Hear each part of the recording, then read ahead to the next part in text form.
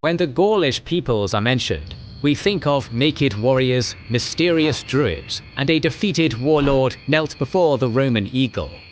From their prehistoric origins to their final doomed struggle against Rome, the ancient Celts developed a reputation as proud warriors, capable of savagery and bravery in equal measure. In this special documentary on the Gallic peoples, we will tell the sweeping story of the rise and fall of the robust Iron Age culture which once dominated nearly all of continental Europe. These long episodes are incredibly difficult to make, so consider liking, commenting and sharing to support our work. For the most part, the ancient Celts left virtually no written records of their own existence, so we are reliant almost solely on limited archaeological and etymological evidence to piece together their culture, while in the centuries leading up to the birth of Christ, a scattering of Greek and Roman writings give us a slightly more dynamic window into their society. Neither offer a complete survey of the Celtic world, but they provide us with a workable set of information that, in lieu of anything else, we have no choice but to rely on. The most popular narrative of the Celtic genesis can be found in the town of Hallstatt, which sits nestled against a lake between the idyllic peaks of the Alps. It was here, between the years of 1846 and 1863, that an Austrian mine operator known as Johann Georg Ramsauer excavated the derelict cemetery of an ancient salt mining community. The material culture discovered here was named the Hallstatt culture after the town it was discovered in, and is widely considered to be the birthplace of an early Celtic society. The Hallstatt culture has since been broken up into 4 chronological phases, based on the evolution of artifacts found in its sites. Hallstatt A and B emerged in the late Bronze Age between 1200 to 800 BC in Central Europe. It was initially a minor deviation of the Indo-European Urnfield complex, an older material culture prominent across much of Central Europe. Hallstatt's society was based on mining salt, copper and tin, and trading them to outlying regions. These were crucial products, for salt was used to preserve meat in winters, while copper and tin were used to forge bronze, the most precious metal of the era. The peoples of the Hallstatt heartland grew prosperous from this trade, which remained a core part of their economy for centuries to come. Around 800 BC, ironworking was introduced to the Hallstatt through trade with the Hittites and Greeks. This started the Hallstatt C era, where the Proto-Celts came into their own as a culture distinct from the Urnfield complex. They built hill forts throughout Central Europe, populating them with artisans and warriors, led by petty chieftains. It was at this point in the early Iron Age that they started developing a class system and social inequality, becoming more hierarchical. Graves excavated from the Hallstatt A and B eras were uniformly simple and egalitarian in nature. However, burials from Hallstatt C onwards show a great disparity in wealth and status. Clustered around their hill forts were great barrow mounds, the resting place of wealthy tribal elites. Here, nobles were buried alongside their treasures such as collars, brooches, axe heads, and other metalworks of bronze, iron, and gold. These valuables oft featured iconic geometric designs and animalistic motifs. The presence of ivory and amber in these barrows suggests that they maintained trade networks that extended as far out as the Baltics and North Africa.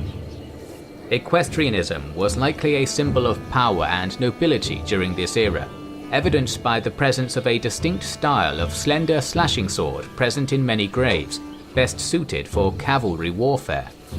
Additionally, the highest tribal elites were buried alongside ceremonial bridles, tackles, and ornate horse-drawn cult wagons.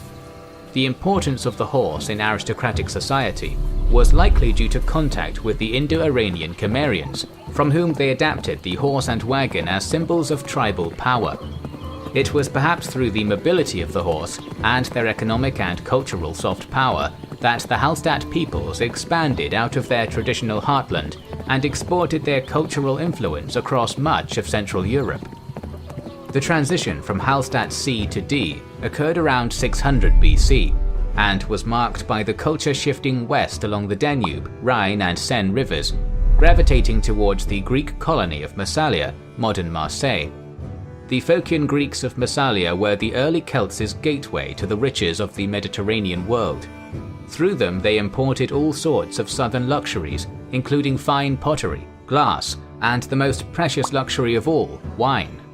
Late Hallstatt peoples soon began trading with other Mediterranean peoples, including the Phoenicians and the Etruscans, whose advanced civilization we've covered in a previous episode. The first historical mention of the Celts came in 517 BC from the Greek historian Hecataeus of Miletus, who referred to the people living beyond Massalia as Keltoi.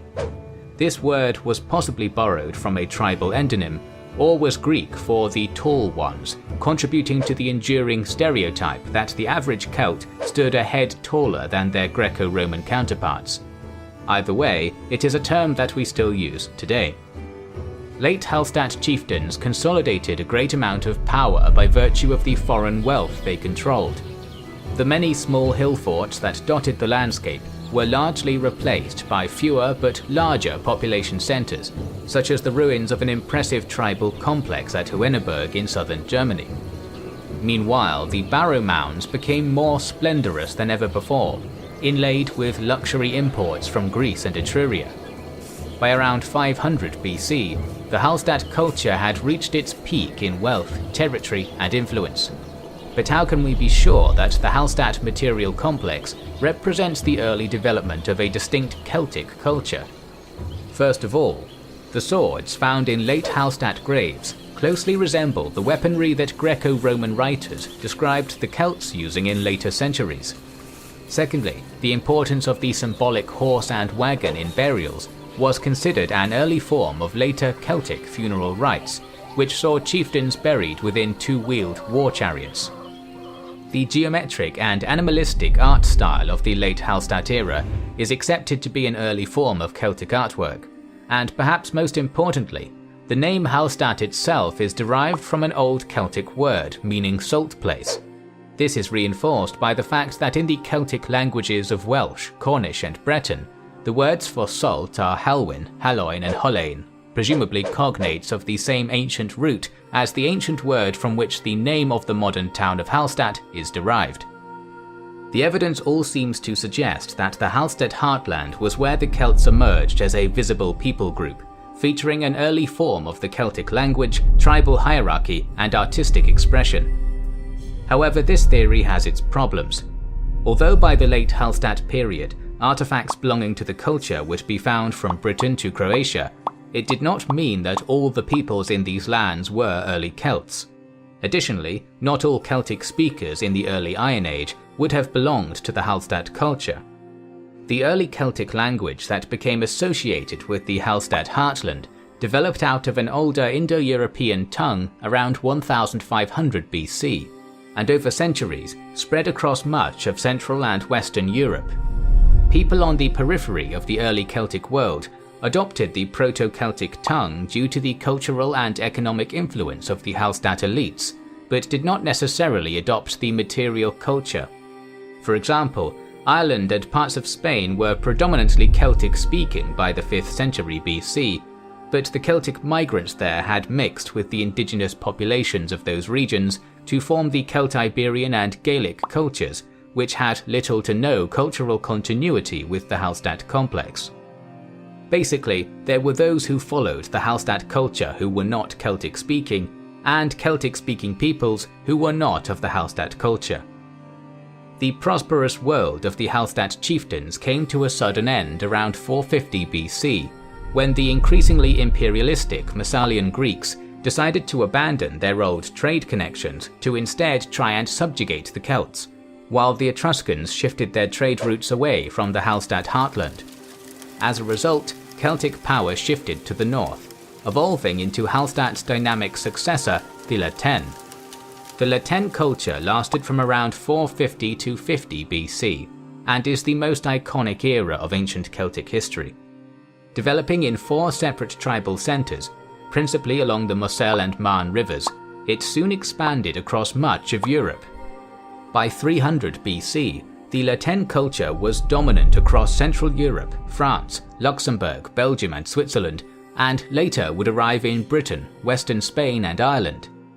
La Tène artwork was what the conventional mind considers quintessentially Celtic, featuring cauldrons, drinking vessels, weapons, shields, armor and jewelry characterized by stylistic spiral patterns.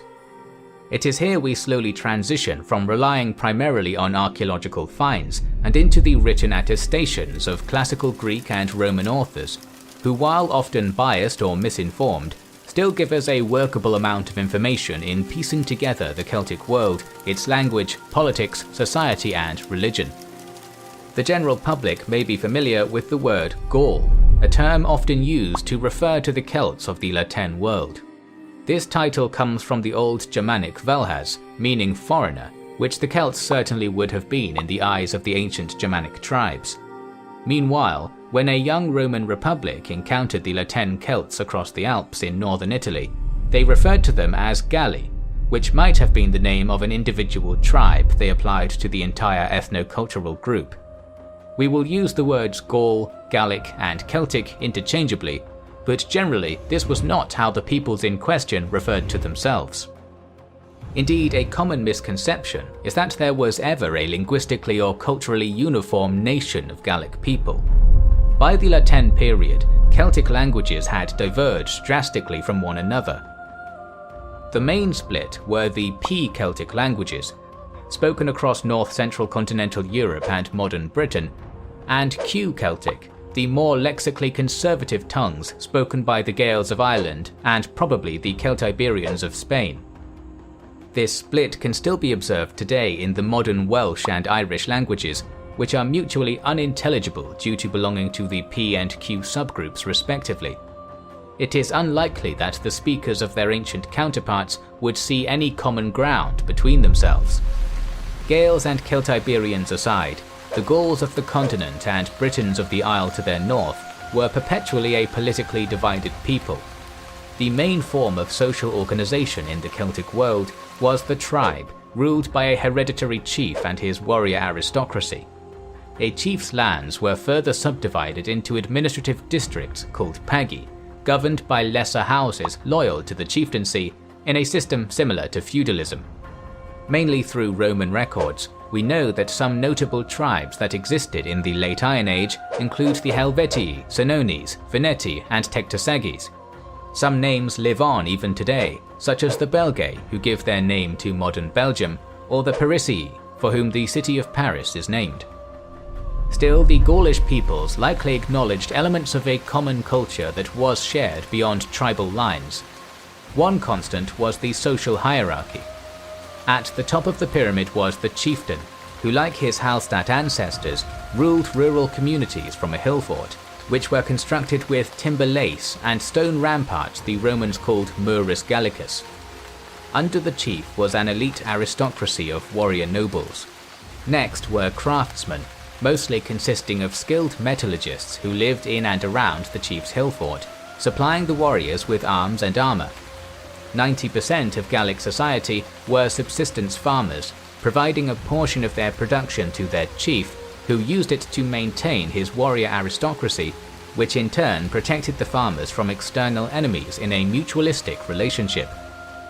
Wheat, barley, beans, oats and peas made up the Gallic diet, while sheep, pigs and cattle were commonly raised for wool, meat and milk. In the south of France, the Celts cultivated grapes and olives. Rather than being a primitive naturalistic people as common perception implies, the Gauls were actually highly developed, with ploughs, iron shares and coulters able to efficiently till even the heaviest soils.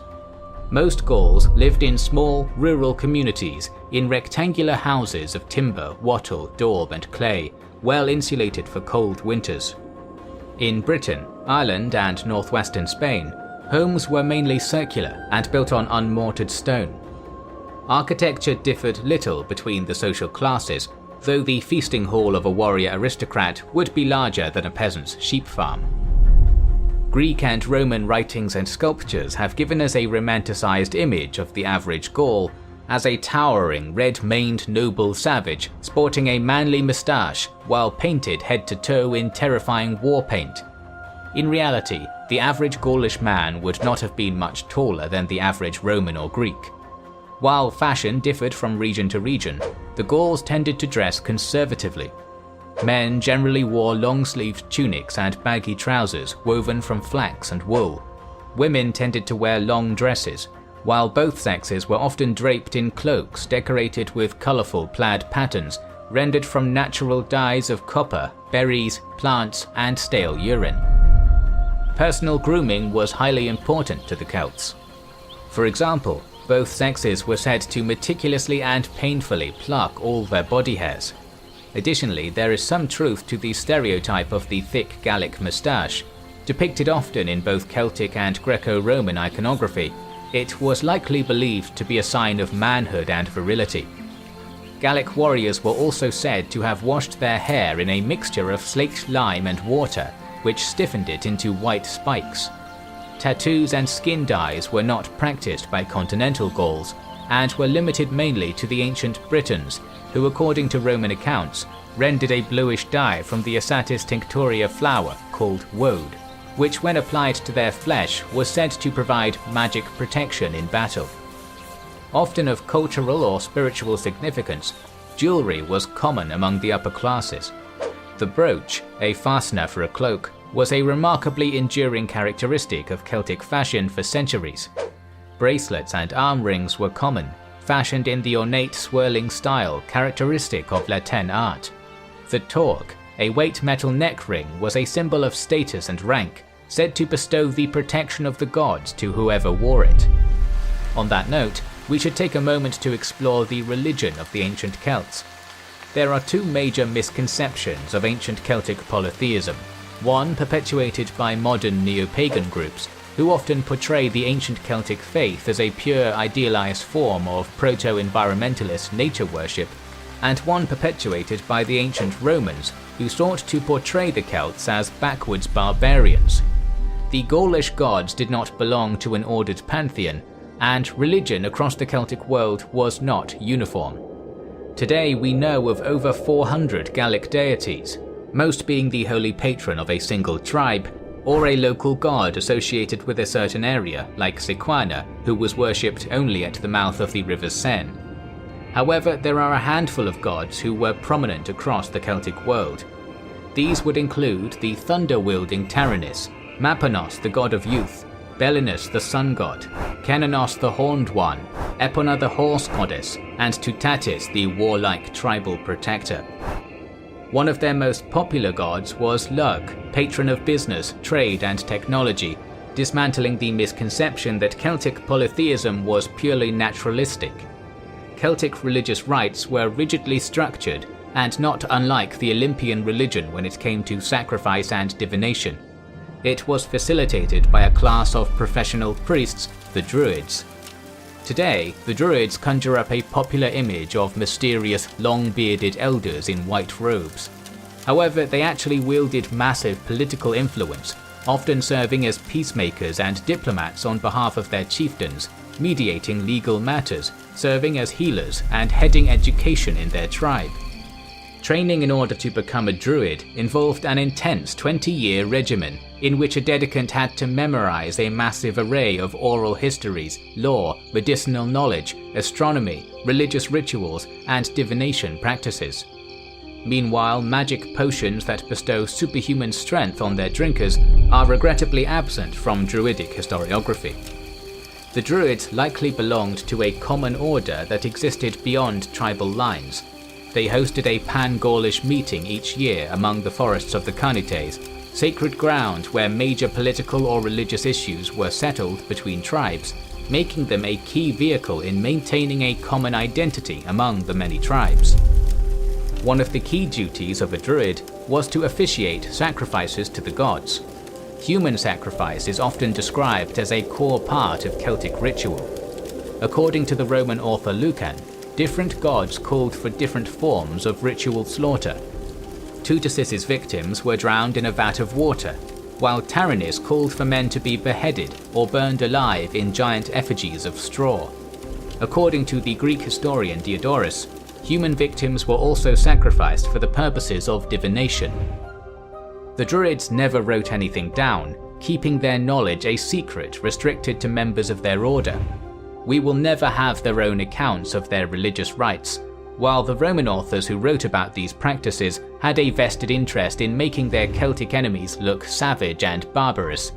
We can't deny the existence of human sacrifice, but we should also keep in mind the limited perspective that modern scholars have been offered on the subject.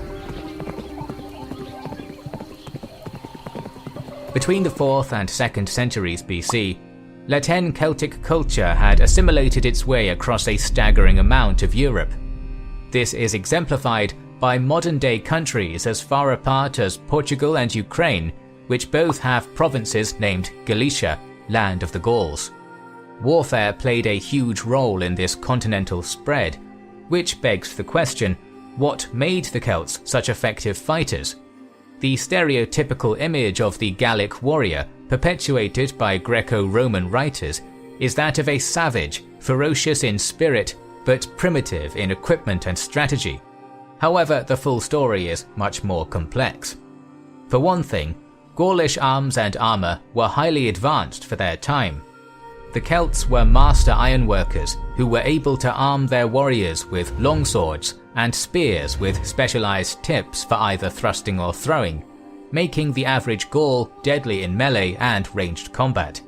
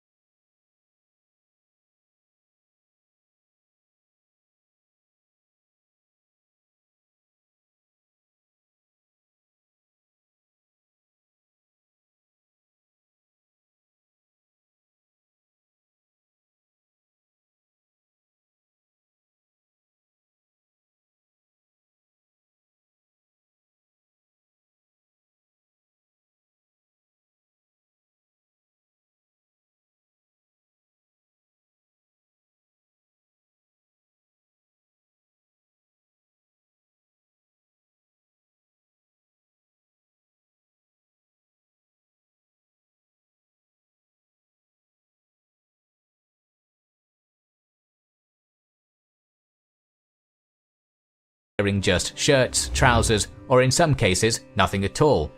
The naked warrior is one of the most enduring legends of Celtic history. Historical evidence suggests a significant amount of Celts did fight nude, either for religious purposes or to inspire fear in their enemies.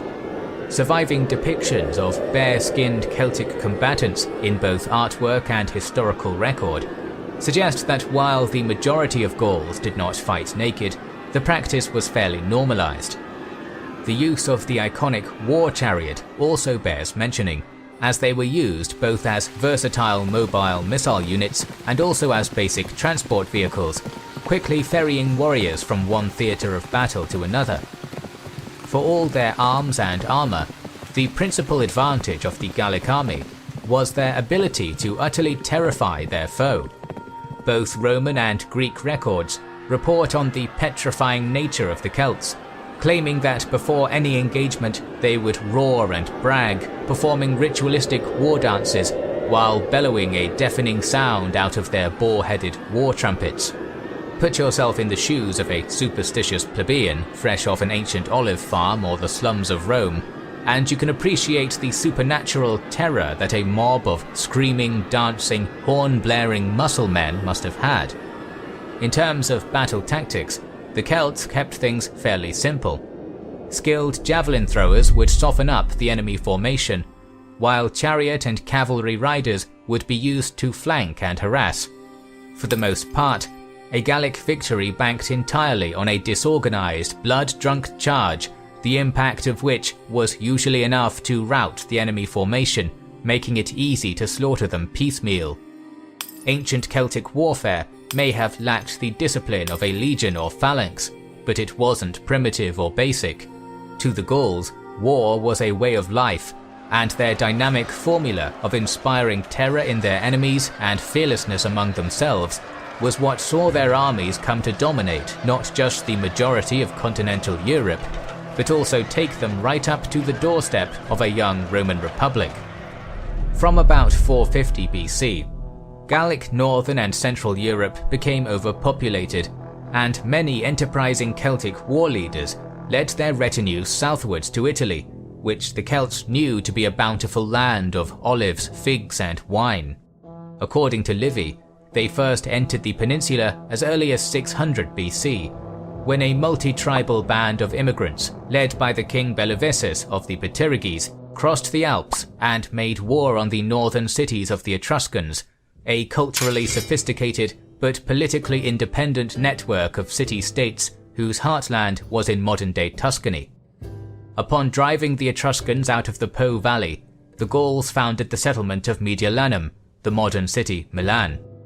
Other waves of migration followed, and by 400 BC, various Gallic tribes had established themselves as the masters of a chunk of northern Italy that stretched from the Alps to the Adriatic coast. Indigenous Ligures to the west and Veneti to the east eventually became culturally assimilated by their Celtic neighbours. The Gauls were on the rise, but they were not the only growing power in Italy. In 400 BC, the city of Rome was a smallish city-state of some 25,000, living in humble homes of brick and timber, with a long ways to go to the eternal city of marble it later became. Nevertheless, in the last 100 years, the Romans had established hegemony over all of the cities of the Latin League, overthrew their monarchy, and emerged as a dynamic republic. In 396 BC, the brilliant Roman commander Marcus Furius Camillus conquered the Etruscan city of Veii, establishing a foothold for further northwards expansion, putting Rome on a collision course with the Celts. Modern historians are split on how the First Gallo-Roman War broke out. Some claim that a Gallic tribe invaded Rome on behalf of Dionysius I, the tyrant of the Greek city of Syracuse, who wanted to knock the Romans down a peg for supporting his rivals in Messina. Others claim that the warlike Celts needed no incentive to invade Rome, and simply did so for glory and plunder. According to Dionysius of Halicarnassus, the seeds of conflict were sown when the king of the Etruscan Clusium, Lucumo, engaged in a dalliance with a married woman. Her aggrieved husband, an influential merchant named Arruns, went north to the Gauls of the Po Valley, seeking to use them as his instrument of revenge by convincing them to attack Clusium. Arruns' call was answered by King Brennus of the Senones, who was happy to make war on Clusium, coveting its riches and fertile lands. The people of Clusium were alarmed by the Gallic horde and called to the Romans for aid. In response, the Roman Senate sent a trio of ambassadors to serve as neutral mediators. When the ambassadors asked Brennus why he made war on Clusium, he tersely replied, "For the same reason Rome conquers her neighbours." Tensions soon flared, and an armed quarrel broke out between the representatives of the Clusians and Senones. In the heat of the moment, one of the Roman ambassadors slew a Senone warrior. Brennus was infuriated by the breach in diplomatic conduct and sent envoys to Rome calling for the extradition of all three ambassadors, but his demands were refused. Thus the Gauls declared a blood feud upon the Romans and advanced southwards to settle the score. The military tribunes of Rome quickly mustered an army and marched out to meet their foe. In the 5th century BC, Rome was centuries away from fielding the professional legion. Wealthier citizens armed themselves in the style of the Greek hoplite, but the majority fought with various destandardized weapons and little protection. They made their stand on the river Allia. In modern historiography, our understanding of the Battle of the Allia relies heavily on the accounts of two Roman historians, Livy and Diodorus Siculus. Neither of these can be taken wholly at face value, since both authors have their inherent biases, and, more importantly, lived over 3 centuries after the events in question, meaning that neither penned down first-hand accounts of the battle, but rather chronicled a story which by their time had already been passed down for countless generations. Nevertheless, our interpretation of this battle will anchor itself mainly on Livy's testimony in the interest of simplicity and linearity. And a scathing testimony it is, for Livy has almost nothing good to say about his Roman ancestors. After choosing the place in which they would meet their barbarian nemesis, the consular tribunes in charge of the Roman army behaved with flagrant negligence, failing to set up a proper camp, build defensive ramparts, or perform the proper sacrificial rites to their gods to ensure that divine fortune was on their side. Moreover, Livy also criticizes the Roman battle formation, which consisted of a single line, presumably with those rich enough to have armed themselves with a full hoplites panoply forming into a standard phalanx formation. The tribunes stretched out their wings, with the right being positioned in reserve on a nearby hill. This was done to prevent being outflanked, but only contributed to the weakening of the centre, which was now spread far too thin to form an effective defensive lockstep. Perhaps the most egregious mistake the consuls made was to position their army perpendicularly across the Allia River, which put their backs to its distributary, the mighty Tiber. In doing so, the Romans had essentially limited their own maneuverability and backed themselves against a wall. On July 18th, Brennus's Gallic host crested over the horizon, likely outnumbering the Romans significantly. No enemy the Romans had faced thus far, be they Etruscans, Sabines, or their fellow Latins, commanded the petrifying aura of the pale, long-haired giants who now stood across the field from them. Fear spread like a pox through the Roman line, with Livy claiming that the Gauls' hideous howls and discordant clamour filled everything with dreadful noise.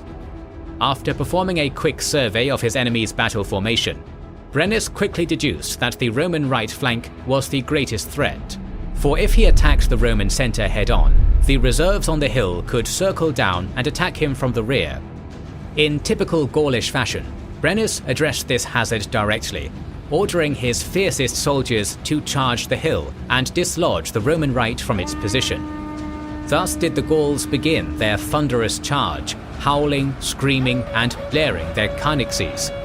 As the Celtic warriors closed in, they unleashed a withering hail of javelins upon their foes, which thinned out their quarry enough that when they charged up the bluff and slammed into the reservist line, the legionnaires almost immediately broke.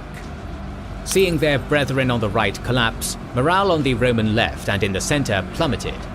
Consumed by paralytic terror, they began routing, seemingly before the Gauls had even engaged them. They turned their backs on their foe and fled, only to find themselves up against the banks of the Tiber. Thousands of Romans attempted the river crossing, with many drowning, weighed down by their armour, and many more cut down by the pursuing Gauls as they clogged up the riverbank in their chaotic, panicked retreat. However, after the pandemonium and slaughter had subsided, most of the Roman army had escaped to the other side of the rapids, where they fled behind the walls of Veii, a city Rome had conquered not one decade prior. The Battle of the Allia was a testament to how effective Gaulish fear tactics could be upon an enemy who was unprepared to face them. For centuries thereafter, a fear of Celts would be ingrained into the Roman national psyche, as the reckless ferocity of the Gallic horde rendered them into something akin to savage bogeymen, the wolves prowling at civilization's door. After his decisive victory, King Brennus led the Senones to Rome and put the city to the torch. It was the first time the Eternal City had ever been sacked, and it would take 800 years for any other foreign army to ever do so again. According to later Roman historians, a surviving core of senators and able-bodied citizens were able to retreat to the citadel on the Capitoline Hill to mount a defense, watching helplessly while the rest of the city was thoroughly pillaged. The Senones twice tried to take the Capitoline, first with a frontal assault, which was repulsed, and second with a nighttime infiltration, which was famously foiled by the honking of the sacred geese of Juno. After many months of impasse, both sides had become emaciated by starvation and plague. The Romans' resolve broke first, and they agreed to pay the Senones a sum of 1,000 pounds of gold to make them leave. Here Roman historian Livy claims that the Gauls weighted the measuring scales to cheat the Romans out of more tribute than had been agreed upon. When the Romans protested, Brennus threw his own sword onto the scale, bellowing "Vae Victis," woe to the vanquished. According to Diodorus of Sicily, it was at exactly this moment Marcus Furius Camillus arrived with a relief army. He defiantly threw his own sword onto the scales and declared, "Non oro sed ferro recuperanda est patria." We defend Rome not with gold, but with iron. He then attacked the Gauls and drove them out of the city. These traditional recantings of the Senones War are likely the result of Roman propaganda.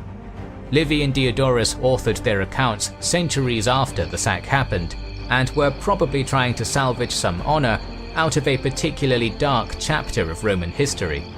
In particular, Camillus' last-minute heroics were likely a complete fabrication. Simply put, the true summary of the events is probably as follows. The Gauls crushed the Romans, looted their city, blockaded the Capitoline Hill, got paid, and went home.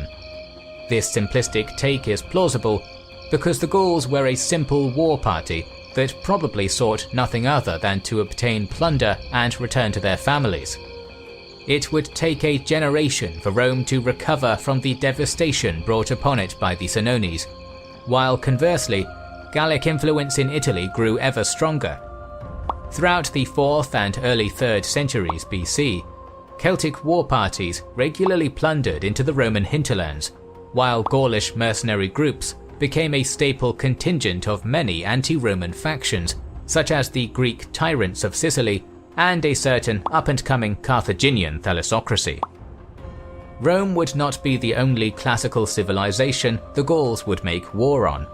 Let us now shift our focus eastwards to the land of philosophers and hoplites and talk about the Celtic invasions of the ancient Greek world. Gallic war parties had entered the northern Balkan Peninsula in the early 4th century BC, where they would spend the next century in sporadic warfare with the Illyrians, Thracians, Paeonians, and other local native peoples. According to the Greek historian Strabo, in 335 BC, a certain Alexander, yes, that Alexander, was encamped along the Danube River, fresh from his victories in his campaign to subdue the Illyrian tribes. There, he received an envoy of foreign barbarians, tall, muscular Gauls, who had come to seek the Macedonian king's friendship, for they respected his prowess as a leader of warriors. As the story goes, Alexander asked the Gauls what they feared most, expecting that they would hold him in such awe that they would say Alexander himself. Instead, the Gauls haughtily replied that they feared only that the sky would fall on their heads. Nevertheless, the Celts were always ready to respect a worthy warrior, and showed great admiration for the Macedonian king, daring not to invade Greece while he ruled. Alexander would go on to conquer most of the known world, only to die prematurely in Babylon, and as his former territories became divided by infighting among his former generals, the rich land of Hellas entered the crosshairs of Gallic warlords looking for easy plunder. In 298 BC, the Gallic chieftain Cymboles led a war party that pillaged its way through Thrace and Macedon, only to be stopped in its tracks by the army of the Diadochi king Cassander on the slopes of Mount Haemus. Nevertheless, during this expedition, the Gallic Serdi established a foothold in Thrace, founding the settlement of Serdica on the site of modern-day Sofia. The next Celtic wave would arrive in 281 BC, when a horde of 85,000 men, mostly of the Boii and Volcae tribes, split into 3 contingents and simultaneously invaded Paeonia, the rest of Thrace, and Macedon. During this expedition, a war chief known as Bolgios faced down the army of Ptolemy Kyrenos, the current king of Macedon, and the son of the founder of the Ptolemaic dynasty in Egypt. In the battle that followed, the Macedonian king himself was thrown from his war elephant and hacked to pieces by Gallic warriors. These initial successes increased the appetite for further incursions into Greece, and a year later, a chieftain known as Brenos began calling for another southwards expedition. According to legend, Brenos called for an assembly of Gallic chieftains and presented before them a group of Greek captives who were weak in body. He juxtaposed them with his finest, most well-built warriors, using this as proof that the Greeks were a weak people compared to the Gauls, and could be easily overrun. By 279 BC, Brenos had successfully assembled a massive tribal coalition. Ancient sources claim that his army amounted to a mind-boggling 150,000 warriors, but modern estimates give us a more realistic figure of 50,000. Brennus pillaged through undefended northern Greece unimpeded. Some stories claim that, when questioned on the sacrilegious nature of looting the temples, Brennus pithily remarked, "The gods, being rich, ought to be generous to men." As is par for the course, the story of the Gallic invasion of Greece survives almost exclusively through the writings of Greco-Roman authors. In this case, in the works of Pausanias, a Greek geographer living in a Roman-ruled Anatolia during the 2nd century AD. As it was with Livy and his account of the sack of Rome, Pausanias lived nearly 400 years after the events he was describing, and is prone to various anachronisms and biases, especially in describing the ostensibly savage and barbarian Celtic invaders. Nevertheless, to maintain a straightforward narrative, our interpretation of Brennus's campaign will anchor itself to Pausanias's version of events. Brennus's horde seems to have met little to no resistance as they ravaged their way throughout the region of Thessaly, where no army large enough to stop them could be mustered. Indeed, it is likely that some Thessalians even joined the Gallic horde, either through coercion or of their own free will, hoping that by attaching themselves to the Gauls, they might themselves become rich through loot and pillage at the expense of their fellow Greeks. Indeed, the Greeks were an endemically disunited lot, with the Hellenic kingdoms of Macedonia and the Near East, and the city-states of southern Hellas always bickering and warring. Brennus was most likely fully aware of this, and assumed that incorrigible Greek infighting would prevent any united defense force large enough to oppose him from forming. This assumption would prove to be erroneous, as a massive horde of barbarian marauders set the Macedonian and Thessalian countryside ablaze. The Greek city-states around the Malian Gulf began to feel the heat. Thus, in an act of uncharacteristic cooperation, a defensive alliance was formed, a political miracle likely achieved by the Athenian statesman Demochares. According to Pausanias, this alliance consisted of the following: 10,000 fully armoured heavy hoplites and 500 cavalry from Boeotia, 3,000 lightly armed footmen and 500 cavalry from Phocis, 700 footmen from Locris, 400 hoplites from Megara, and 7,000 hoplites and 800 light footmen from Aetolia. Athens' contribution to the ground forces, consisting of 1,000 hoplites and 500 cavalry, was relatively small, but they also deployed a large squadron of trireme warships to the war effort. As the Gauls finished stripping Thessaly bare of its riches and began moving south, the Greek allies moved into position, deciding to stop the Gallic advance at none other than the narrow pass of Thermopylae. Stop us if you've heard this one before. Soon the allies had encamped in the pass, where King Leonidas had made his last stand against the Persians over 200 years earlier. There, the Greeks learned that Brennus's host was already in the neighbourhood of Phthiotis, so they dispatched their cavalry and 1,000 light infantry to destroy all bridges across the Spercheios River in an attempt to delay the Gallic advance. This would not be effective, for Brennus was, as Pausanias begrudgingly put it, not utterly stupid nor inexperienced for a barbarian in devising tricks of strategy. As a counterplay, the war chief picked out the best swimmers among his horde and deployed them to sections of the Spercheios which took the form of wide and shallow marshes. Here the chieftain's hand-picked Gauls forded the river, amusingly using their large oak wood shields as pool floaties, paddleboarding across the water. Where a Greek hoplite in full metal panoply would have had trouble making this aquatic crossing, the lightly armoured Celts suffered no difficulties doing so. Upon hearing that a vanguard of Gauls had made it onto their side of the river, the Greek advance force retreated back to Thermopylae rather than engaging. Thereafter, Brennus had the local population of the Malian Gulf rounded up and forced them to rebuild bridges over the Spercheios so the rest of his army could cross. The Malians took to this task feverishly, terrified of Brennus and eager to get him and his destructive barbarians out of their territory so they could go pillage elsewhere. After crossing the Spercheios, the Gauls entered the hinterlands outside the city of Heraclea in Trachis, which they plundered.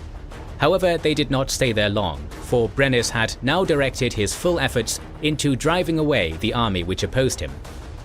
On one fateful day, as the sun rose over the Thermopylae Pass, the Greeks saw a horde of spiky-haired, mustachioed muscle men crest over the horizon.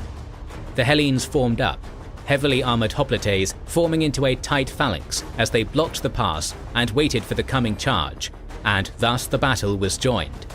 Pausanias' account of the initial Gallic assault begins with the cornerstone of Celtic warfare, a deafening, blood-curdling charge. With reckless abandon, tens of thousands of Gauls barreled toward the Greek line, hurling their javelins into the phalanx, then crashing into their foe in a tidal wave of bare-chested fury. However, the enemy they faced was not the disorganized rabble of an infantile Roman Republic, but professional, disciplined men. Against the onslaught, the Greek phalanx held firm, their shields locked and spears bristling. The melee was brutal, with the Gauls struggling like madmen to break the hoplite shield wall. Pierced by arrow or javelin, they did not abate of their passion so long as life remained. Some drew out from their wounds the spears by which they had been hit and threw them at the Greeks or used them in close fighting. But no matter how ferociously they hacked away at it, and the heavily armoured Greeks could easily cut down their lightly armoured counterparts. Although both sides had cavalry, neither could use them, for the bottleneck made flanking maneuvers impossible.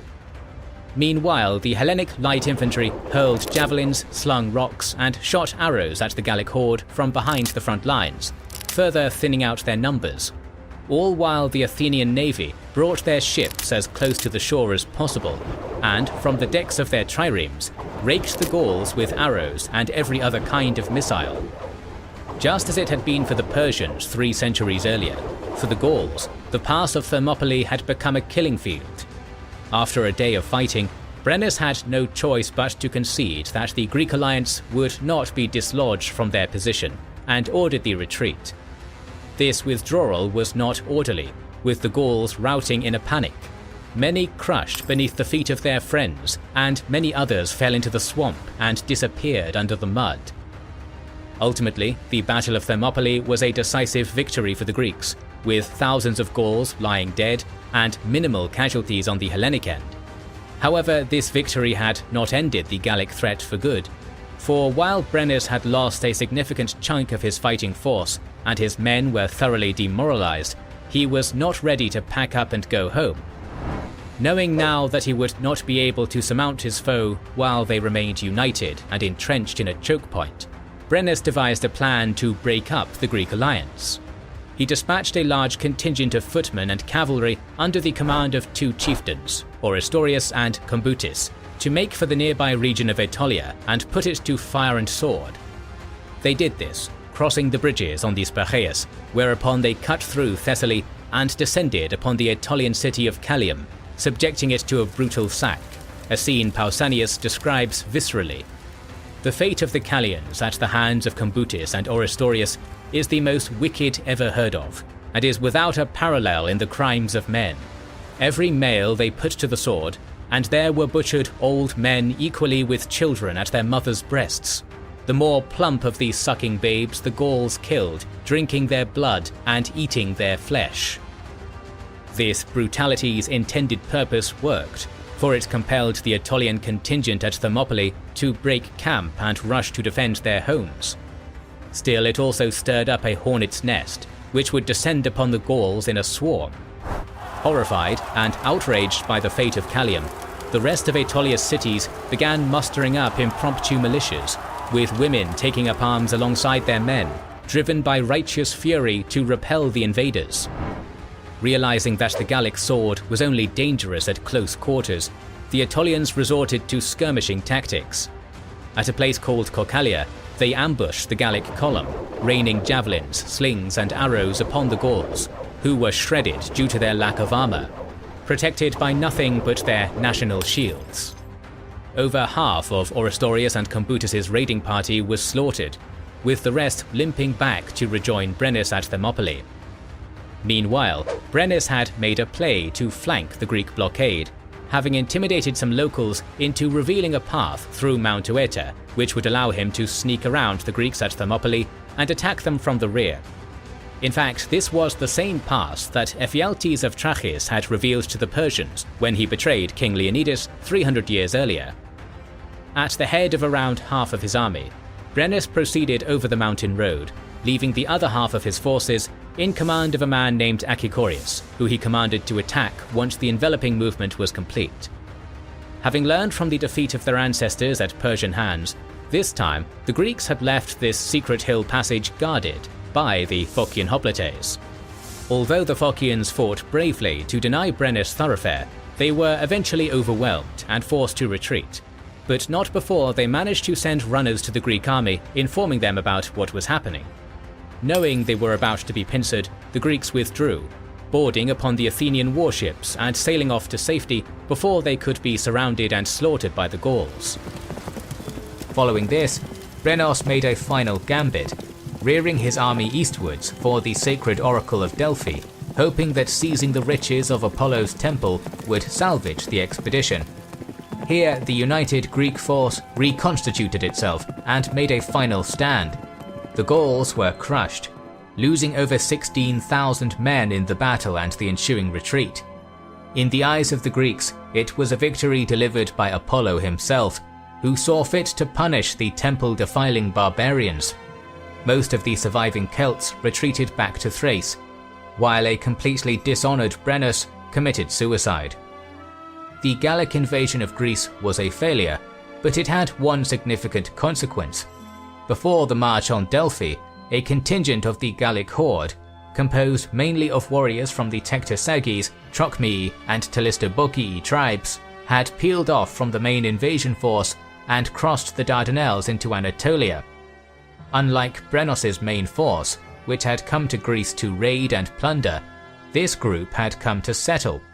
They built forts on the rugged hills of central Anatolia and established permanence for themselves in the region by serving as mercenary shock troops in the many wars being fought in the region between various Hellenic rulers. The region of Asia Minor these Gauls inhabited became known as Galatia, and the people who lived in it the Galatians. Remarkably, even though they were surrounded by foreign peoples and isolated from the rest of the Gallic world, there is evidence that the Galatians of Anatolia retained their Celtic language and culture as late as the 6th century AD. In 279 BC, the Celtic world was at its greatest extent. Spread out over a massive territory that overlapped the borders of modern nations as diverse as Ukraine, Czechia, Austria, Switzerland, Bulgaria, Turkey, Italy, France, Britain, Portugal, and Spain. This was the golden age of the Celts, but like all golden ages, it was not to last. Brennus's defeat in Greece had proven something important. A well-trained, well-armed professional army, fighting as a single, disciplined body, was fully capable of resisting the howling terror of the Gallic horde. This was a stark reality that the Gauls would soon learn well, as back in Italy, a certain Latin republic was on the mend and ready to take her revenge upon the barbarians who had once laid her so low. After winning the Second Samnite War, the Roman Republic had expanded its territory and become the hegemons of central Italy. In 298 BC, the Third Samnite War began, with the Etruscans, the Samnites, and the Gallic Senones tribe all trying to curb the growing power of Rome. The Senones had been the terror of the Republic since they sacked Rome 2 generations earlier, and in 295 they massacred a Roman army outside the Etruscan city of Clusium, with Livy claiming that the heads of the legionnaires were mounted on the Gallic spears as they sang their triumphant war songs. Yet the tides turned later that year, when the Senones and their Samnite allies clashed with the Romans outside Sentium, where they were crushed.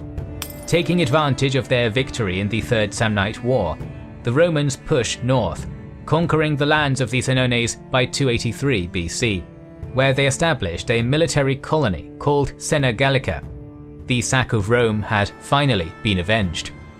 This was a critical junction in the Gallo-Roman story, for the Gallic illusion of invincibility had begun to dim.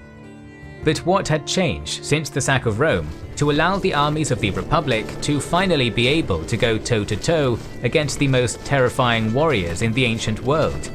After being humbled by their Italic cousins during the beginning of the Second Samnite War in 315 BC, the Romans realized that the phalanx they had inherited from the Etruscans and Greeks was not a versatile fighting formation, especially on uneven terrain, or against a particularly malleable foe.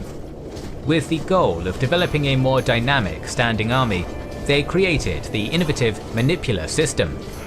Under this system, the standard Roman legions were organized into 3 rows, each one comprised of a checkerboard-like pattern of titular maniples, a basic unit of soldiers containing 120 heads. Compared to a phalanx, which consisted of single, conjoined rows of men, the dynamic maniples were able to maneuver about more effectively by virtue of being separate units. The Manipula legions were organized into 3 standard rows. The front lines were made up of hastati, fresh recruits. Behind them were the principes, who were battle-hardened soldiers. Finally, the back row was made up of triarii, the most veteran elites, and the last resort in battle.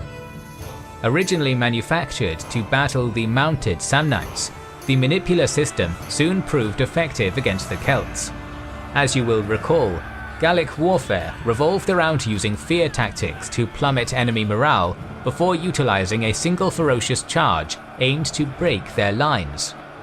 This had worked in 390 BC, but the new maniples were far better equipped to weather the Gallic onslaught.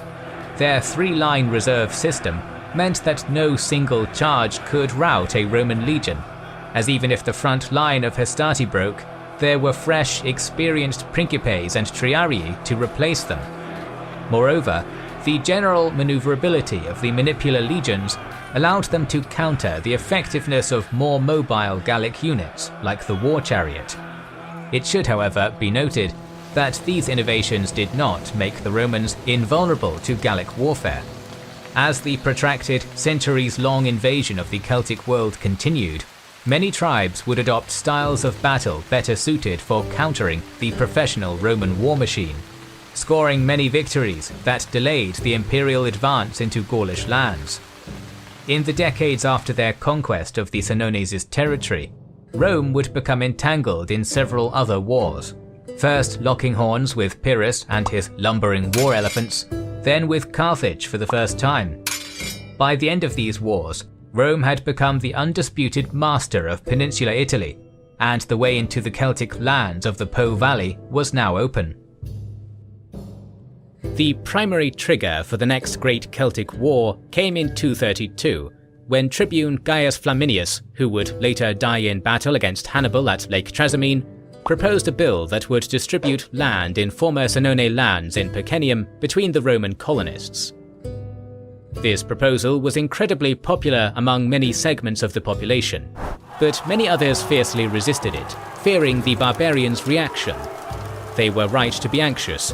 Many of the Celtic tribes, observing this blatant repopulation of lands which had so recently belonged to their own kinsmen, became convinced that Rome was now waging war against them not simply for sovereignty and supremacy, but for the purpose of their complete annihilation or expulsion. Not willing to go gently into that good night, 2 of the largest Italian Celtic tribes, the Insubres and the Boii, concluded a strong alliance, and then sent representatives into Gaul. They eventually reached the territories of a combative group of Celts living in the Rhone Valley known as the Gessati, fearsome, profit-minded warriors who frequently sold their violent services to the highest bidder as mercenaries. Upon reaching the Gessati lands, the Italo-Celtic ambassadors received an audience with the local twin kings, Concolitanus and Aneroestus, speaking of Italy's vast wealth, and pointing out just how much treasure could be hauled back if they crushed the Romans and put the peninsula at their mercy. Persuaded by the merits of this mercenary argument, the Gessati began mustering a truly massive and well-equipped army, drawn from their own lands and from Celtic tribes all over Western Europe. as this was happening in the north, the Carthaginian Empire took another step towards the Second Punic War by conquering most of Hispania, a process made considerably easier by the movement of so many Celtiberians to join the two kings' rapidly growing invasion army. Suddenly beset by threats on each flank, Rome renewed its previous treaty with the Barcids of Spain in order to fully concentrate its resources on the impending Celtic invasion. The storm finally hit in 1225 BC, when the plunder-hungry 50,000-strong Gassati-led horde crossed the Alps and joined their brethren in Italy. Rome responded militarily by sending Consul Lucius Aemilius Pappus with a 40,000-strong army to Ariminum, where he awaited the Celtic onslaught. In a flurry of activity, messengers were sent from Rome in all directions. One went to Sardinia, recalling the Republic's second consul of 225, Gaius Attilius Regulus, who had been quelling a revolt there at the time. Other hurried emissaries reached the courts of the Gassatis' rival tribes, including those of the Veneti and Cenomanni, who, upon receiving the Republic's offer, turned against their Gallic brethren and threatened to invade their lands. This forced the invading coalition to split its forces, leaving part of it in the Po Valley to defend against a possible Veneti invasion. Even in these early days, Rome's diplomatic lethality was one of its sharpest weapons. The Gassati, Insubres, Boii, and other tribes assaulted Etruria as one, overwhelming the small defensive army there and ravaging its hard-gained wealth. Meeting little opposition, the barbarian horde began a march which must have invoked the darkest nightmares of every Republican citizen, directly on Rome itself. However, upon reaching Clusium, a scant 3 days' travel from the sacred capital itself, the Celts received reports that another 40,000-strong Roman allied army of Sabines and Etruscans was tailing them. Turning to meet the threat, the twin kings came into close proximity of their enemy at dusk, before encamping for the night. At this point, the uncivilized barbarians used a wily trick. After lighting all of their fires, the Celtic cavalry was ordered to remain in camp until daylight rendered them visible.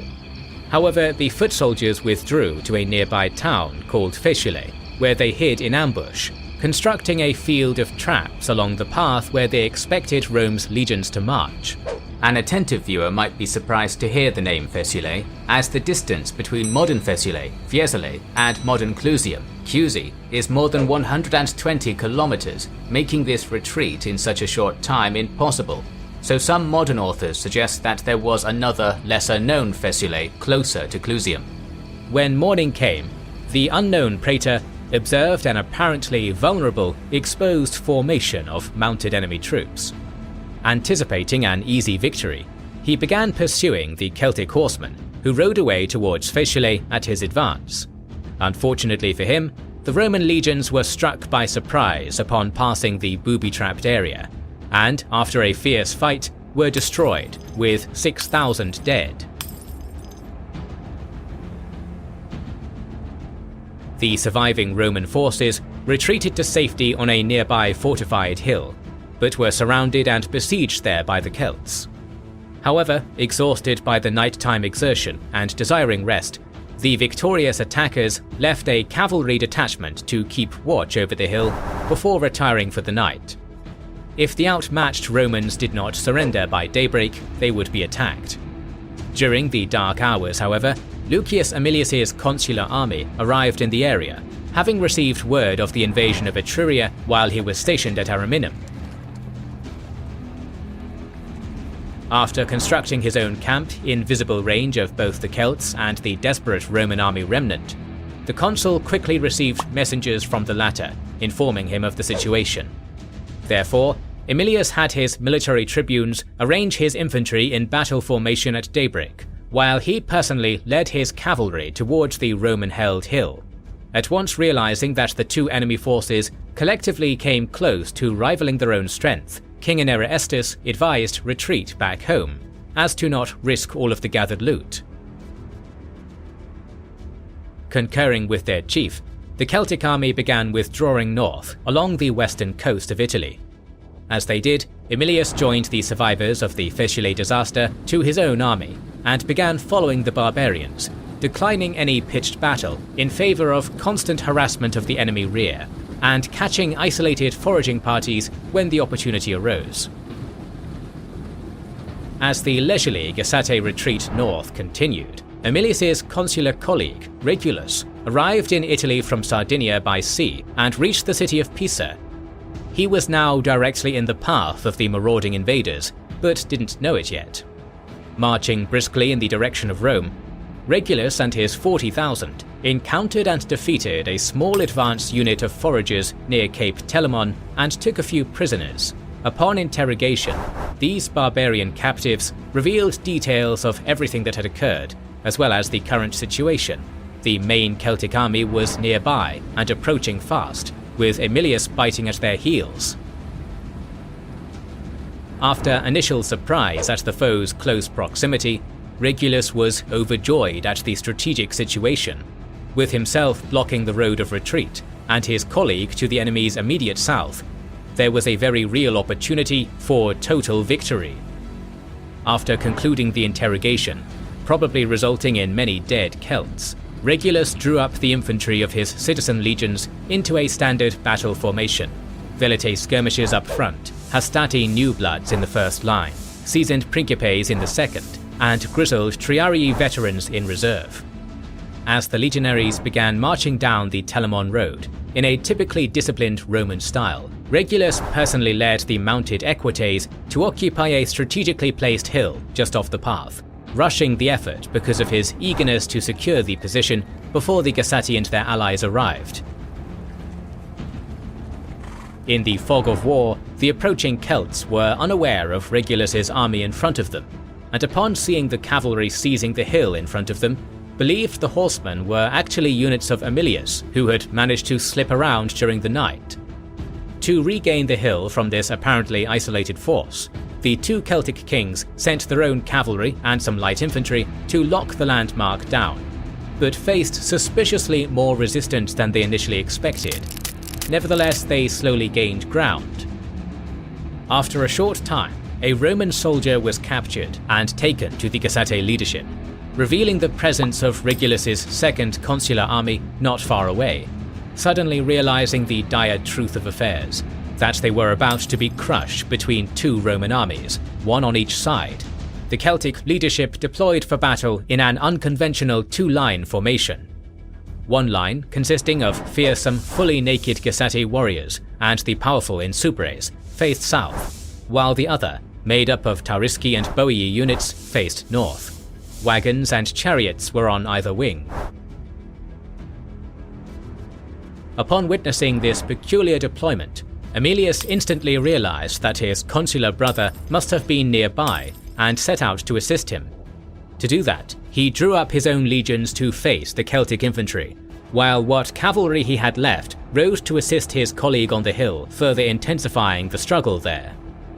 As the Romans slowly began to turn the tables on their Celtic opponents in the struggle for the hill, Consul Regulus was slain in the melee, last seen fighting with bravery and courage. Although his head was cut off and taken to the two kings as a symbolic prize, it was not enough. Soon the reinforced Roman equites threw the Celtic cavalry into a rout, secured the hill, and a strategic victory along with it. As soon as this happened, the legionary vice slowly began to snap shut, as Roman infantry in checkerboard formation advanced on the two-face battle array of the Celts from both sides. As they came closer, a cacophony of terrifying war cries, deep trumpets and hornblowers made vast amounts of noise in hopes of unnerving the Republic's soldiers, but still they advanced. When the velites of both Roman armies got into missile range, they unleashed a terrible storm of light javelins upon the cornered Celts. While the north-facing front rank, composed of Tariski, wearing light armor, cloak, and donning a shield, were able to resist the steel storm, the naked south-facing Gassati immediately started suffering terribly. Because the Celtic shield failed to cover a warrior's entire body, many of the velites' missiles got through the gaps, striking exposed parts of the body, such as legs, and causing terrible wounds when they did. The larger and more physically imposing a Gesatte warrior was, the more chance a javelin had of striking them from a distance. Unable to effectively countercharge due to the distance and the relentless rain of iron from the sky, some of the naked warriors suicidally charged towards the enemy ranks, most being floored by ranged weapons after only a short time, while others reached the Roman light troops before falling. Having been scythed apart before the true legions had even been engaged, the battered Gesatte withdrew behind their comparatively well-armoured Insubre comrades. At this moment, both sets of Roman Hastati advanced, each throwing their lethal pilum javelins before drawing a fearsome thrusting sword. The battle was initially an event contest, Celtic bravery, physical fortitude and prowess in combat, going up against the notoriously lash-laden discipline of Rome's world-conquering legions.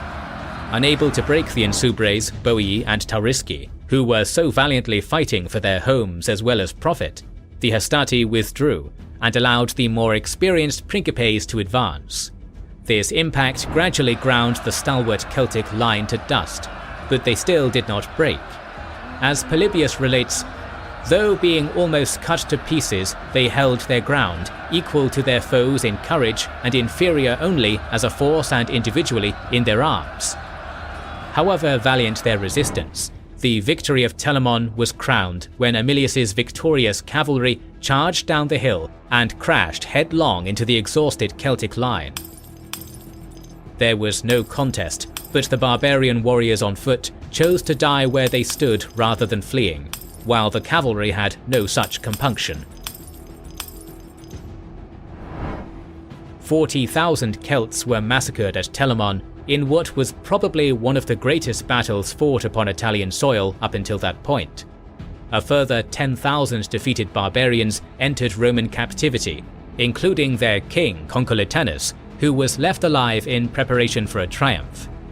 As a reward for his legionaries, the consul marched north and invaded Boii lands in the Po Valley, allowing the troops free rein to pillage, loot and burn. With that done, he returned to Rome a hero and celebrated a gilded triumph, in which Concoletanus was the star exhibit. The defeat at Telamon shows us another disadvantage that hamstrung the Gauls: disunity. Celtic leaders systematically prioritized the needs of their own tribe, and even when different tribes worked together, it was always a temporary measure.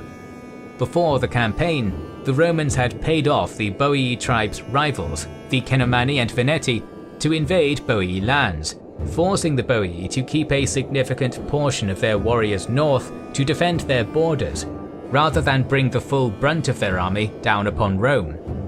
Celtic disunity also played a major role in the disparity in the quality of equipment between the Roman and Gallic warriors.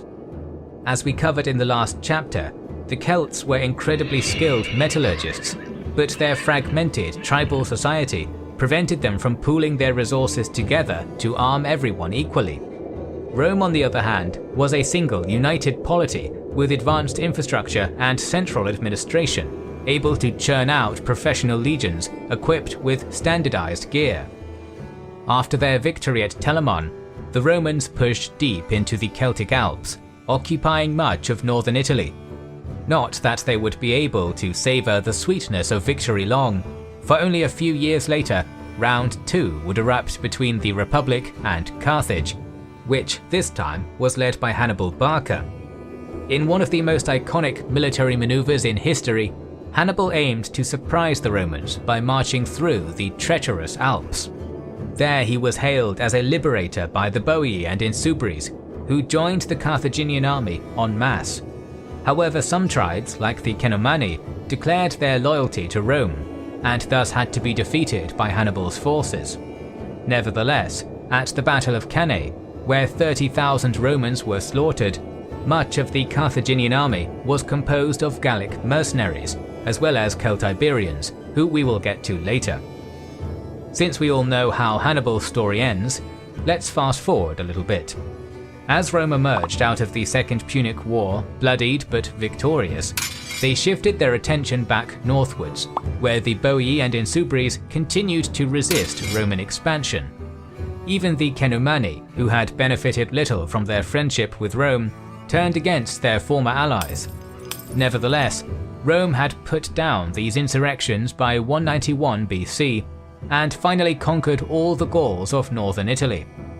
Now let us move westward and explore a lesser-known theatre in which the Roman eagle clashed with the Celtic boarhead.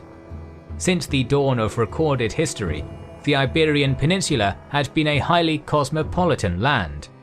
By the 3rd century BC, it was home to a variety of Celts and non-Celtic peoples like the Lusitanians, Turdetani, Aquitani, and Iberians, whose languages and cultures probably predated the arrival of the Celts in the region. The Celt-Iberians, who lived in northwestern Spain, were a divergent Celtic culture probably created from intermixing between Celtic migrants and the native Iberians. They spoke a Celtic language that was very different from the Gaulish languages of the rest of continental Europe. However, it should be noted that Iberia was also home to various Celtic-speaking communities whose material culture was more in line with the mainstream Latin complex seen throughout the rest of Europe. Much like in Italy, the story of the Celts in Iberia is tied to the eternal struggle between Rome and Carthage. The North African Empire had colonies along the peninsula's south coast for centuries, but during the interbellum between the First and Second Punic Wars, Hamilcar Barca and his son Hannibal had pushed deep inland. Celt-Iberian tribes like the Capitani put up fierce resistance, but were soon subdued. Iberia would consequently become one of the most crucial theatres of the Second Punic War. After Rome emerged bloodied but victorious in their epochal struggle against Hannibal Barca, they replaced Carthage as the new foreign overlord of southern and eastern Iberia, which they divided into two regions, Hispania Caetiria, nearer Spain, and Hispania Ulteria, further Spain. It did not take long before the proud native peoples of the peninsula began rising up in defiance against the Roman eagle. It bears mentioning that, as with every other Celtic war we have covered so far, the story of the Republic's conquest of Iberia comes nearly exclusively from Roman sources, in this case mainly the aforementioned Livy and the Alexandrian historian Appian. As such, the following tale comes with the usual disclaimers that one must provide when using culturally biased writers living several generations after the events they write about to piece together ancient history. Among the first native peoples in Hispania to rebel against Rome were the Turdetani, a non-Celtic indigenous people living in the modern Andalusia region. The Turdetani hired over 10,000 Celt-Iberian sellswords who lived adjacent to their lands to boost their numbers. Indeed, mercenary work was a profession for which the Celt-Iberians had made themselves famous during the Punic Wars. Before long, huge revolts had spread like wildfire across both Hispania Caetiria and Ulteria, with the Iberians of the east coast rising up as well. Several victories were won against the Roman garrisons in the region, and the governor of Caetiria, Gaius Sempronius Tuditanus, was slain in battle. When word of the severity of these uprisings reached Rome, the Senate responded by appointing the iron-fisted consul Marcus Porcius Cato to bring the quarrelsome natives to heel. At the head of an army consisting of 2 Roman legions, 15,000 Latin allies, 800 cavalry, and 20 warships, Cato made landfall in the Gulf of Roses in 195 BC. The consul quickly secured a foothold in the land of the indigenous Iberians. Establishing a base of operations in the Greek city of Emporion, he used a shrewd mix of diplomacy and psychological warfare to secure the loyalty and submission of some Iberian tribes, like the Iligetes, while crushing openly rebellious tribes like the Indigetes. Within months, Cato had re-established Roman control over the east coast of Spain, and then proceeded south to subdue the Turdetani. To that end, he allegedly offered the Celt-Iberian mercenaries among the Turdetani a huge bribe to have them stand down, which they did. Now fully isolated, the lands of the Turdetani were overrun. For the Celt-Iberians, the short-sighted decision to take Roman gold would cost them.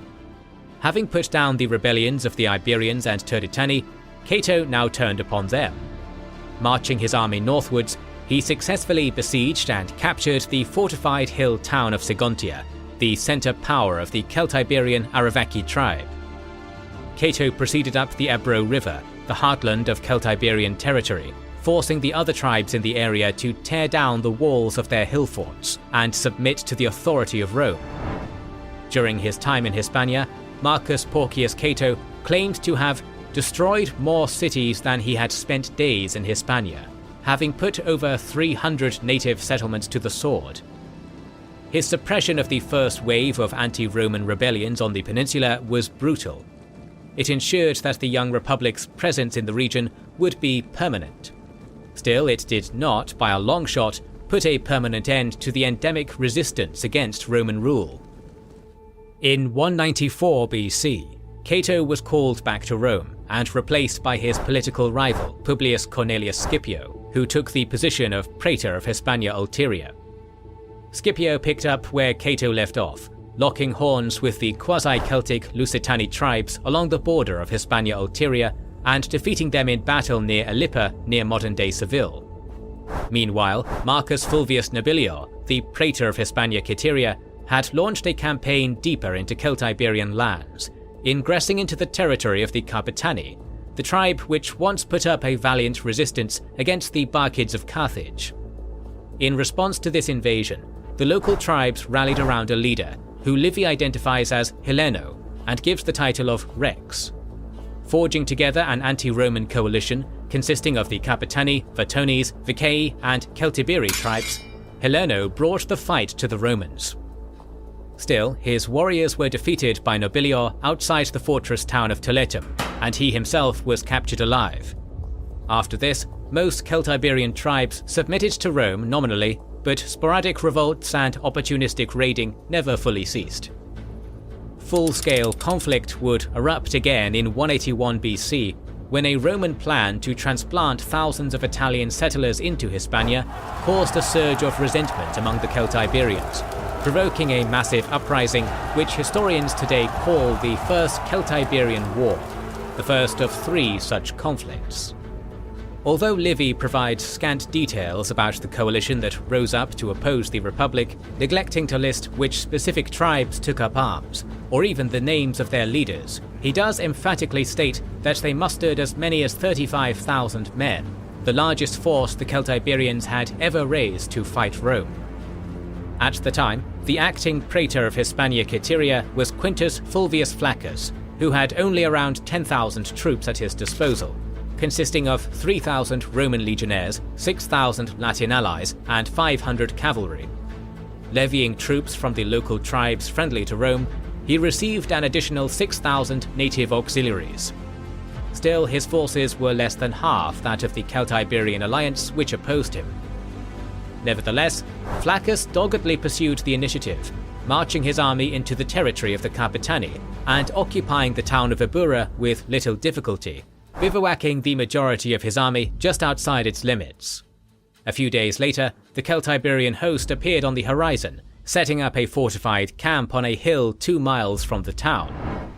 Flaccus ordered his cavalry to scout out the size and fortifications of the enemy stockade, but to retreat if engaged by the enemy's cavalry. This was accomplished without incident, and for a few days nothing happened. Then, after a prolonged standoff, the Celtiberians advanced out from their camp and formed a battle line, challenging the Romans to fight. Flaccus ordered his men to remain in their camp. Over the next 4 days, the Spaniards sallied out of their camp repeatedly, but the Romans never responded. After a while, the natives gave up on trying to goad their foe into battle. Both sides settled into a docile routine, regularly sending out their cavalry to scout the opposition, but never interfering with one another. By turtling up in his camp, Flaccus lulled the Celtiberians into complacency, by making them think they should not expect action soon. Once he was confident he had done this, he sprung his trap.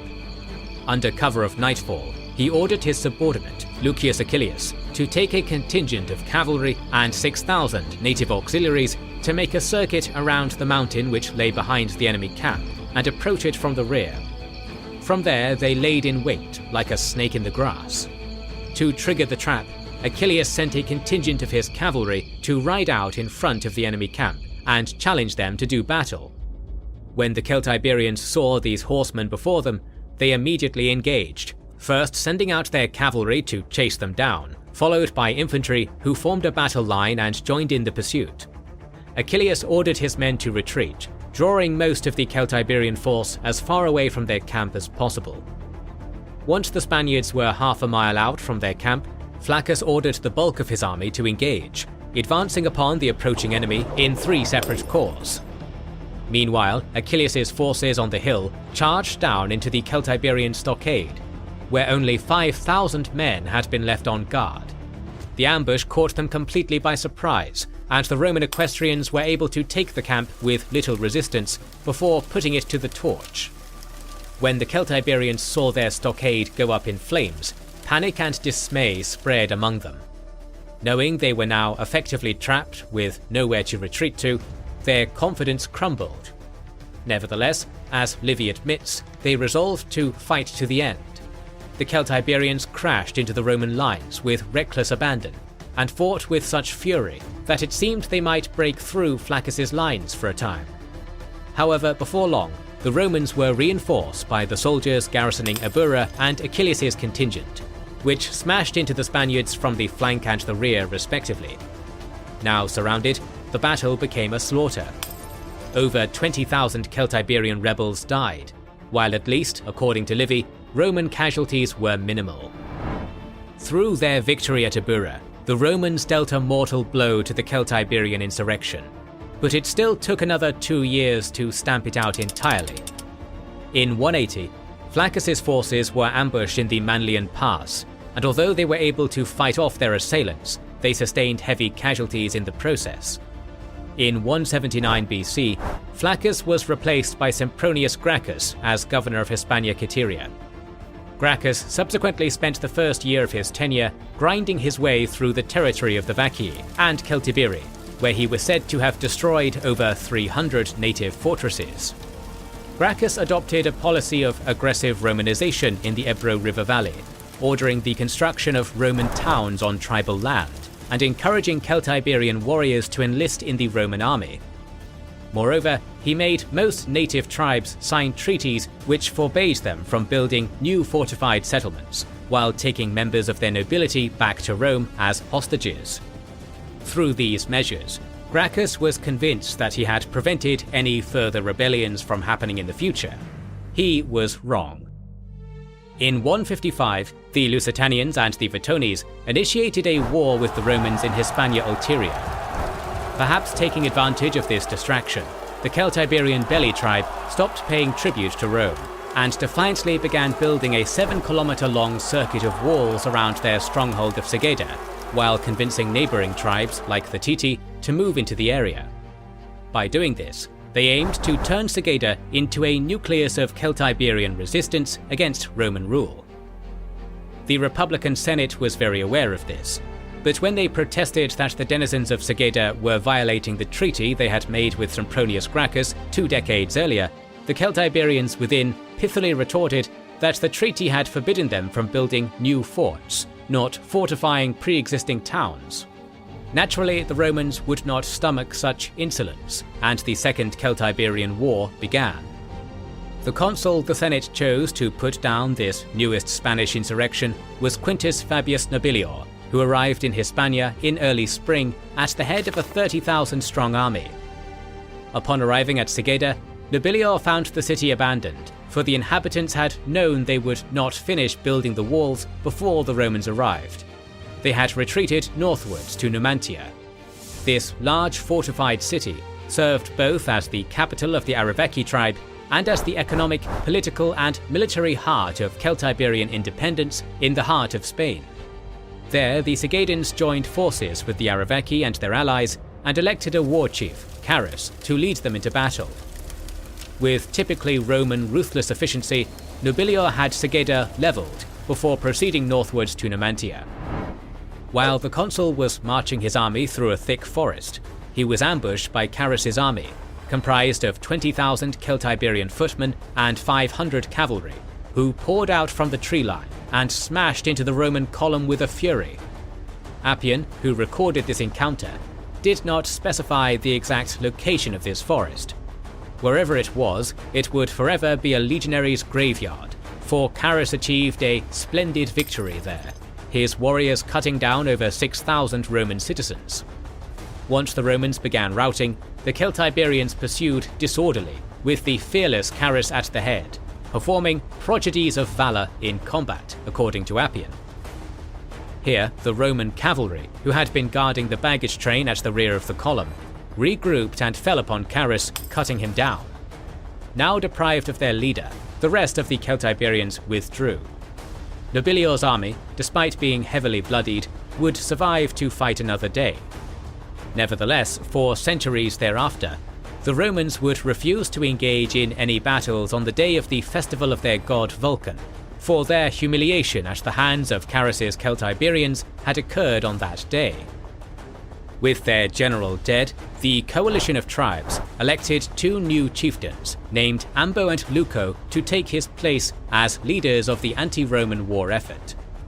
Meanwhile, en route to Numantia, Nobilior's legions were reinforced by 300 Numidian light cavalry and 10 war elephants from Rome's ally in North Africa.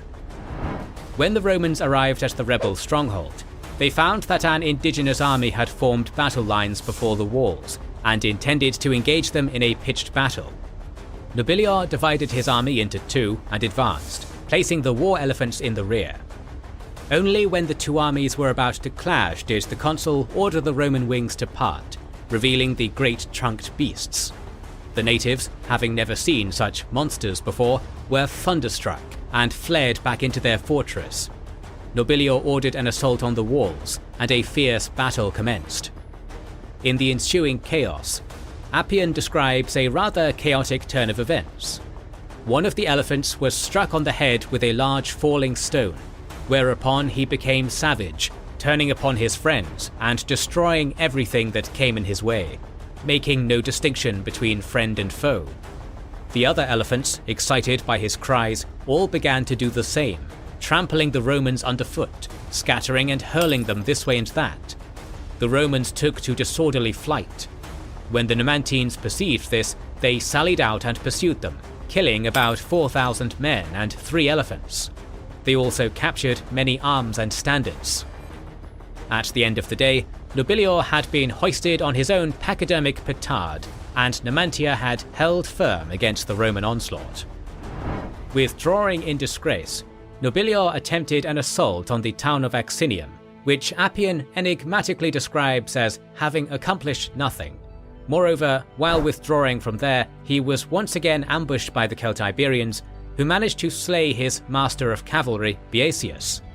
This landslide of Roman disasters compelled the town of Oculis to defect to the rebels, another severe blow to the Republic's war effort since their provisions were stored there.